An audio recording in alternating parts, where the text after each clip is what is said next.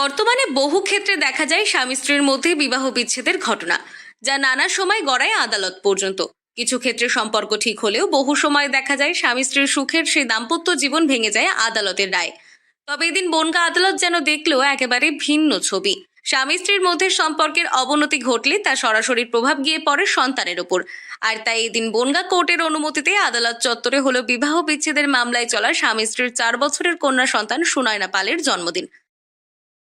কোনো বাবা কি চায় স্যার কোনো সন্তানকে কোর্টে এসে পালন করবে, কিন্তু জায়গাটা কোনো না কোনো কারণে তার মা এই জায়গাটা নিয়ে নিয়েছে।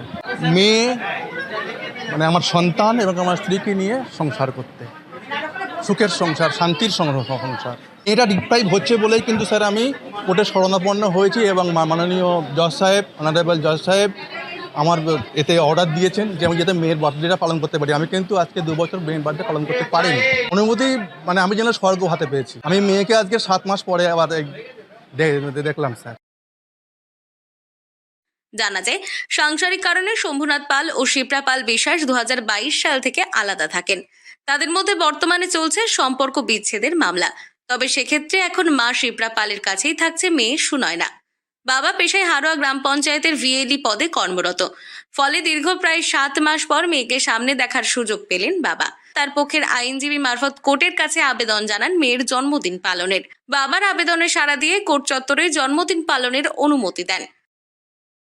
শম্ভুনাথ পালের সঙ্গে তার স্ত্রীর বিভিন্ন সাংসারিক গোলযোগের জন্য বিভিন্ন কোর্টে বিভিন্ন মকদ্দমা পেন্ডিং রয়েছে।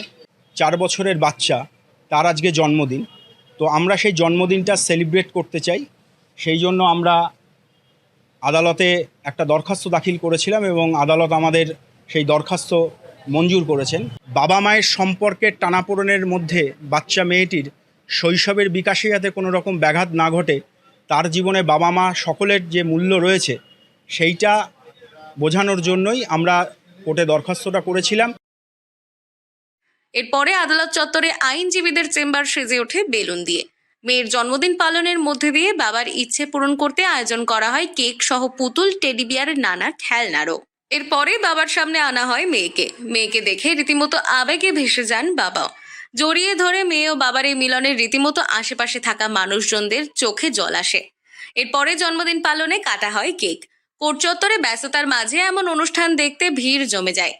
দুতরফের আইনজীবীরাই জানান, এদিনের কোর্টের এই নির্দেশ যেন সমাজে এক বড় বার্তা দিল। এক্ষেত্রে একটা স্বামী স্ত্রীর মধ্যে একটা ঝামেলা ছিল, সেই ঝামেলাটা মাননীয় আদালত এডিজে 2 সাহেবের কোর্টে বিচারাধীন। আমি যেহেতু মেয়ের মায়ের পক্ষ, মেয়ের মাকে কনভিন্স করা এবং আদালতের আদেশটাকে ওবে করা বা মান্যতা দেওয়া। এই অনুষ্ঠানটা ছোট্ট একটা অনুষ্ঠান, কিন্তু এর মধ্যে দিয়ে অনেক একটা বড় বার্তা সমাজের বুকে যাচ্ছে যে গণ্ডগোল সব ক্ষেত্রে শেষ কথা বলে না এবং এই গণ্ডগোল নিরসন হোক। আমি উকিল হলেও চাইবো না যে ঘরে ঘরে গণ্ডগোল হোক আর এরকমভাবে আমাদের কাছে আসুক। এদিন হই হুল্লোড় করে কোর্ট চত্বরে ছোট 4 বছরের এই সন্তানের জন্মদিন পালনের মধ্য দিয়ে তাই সমাজকে বড় বার্তা দিল আদালত। আগামী দিনে এই ঘটনা থেকে শিক্ষা নিলে হয়তো বেঁচে যাবে বহু সম্পর্ক বলে মনে করছেন ওয়াকিবহুল মহল। উত্তর 24 পরগনা থেকে রুদ্রনারায়ণ রায়, লোকাল 18 বাংলা।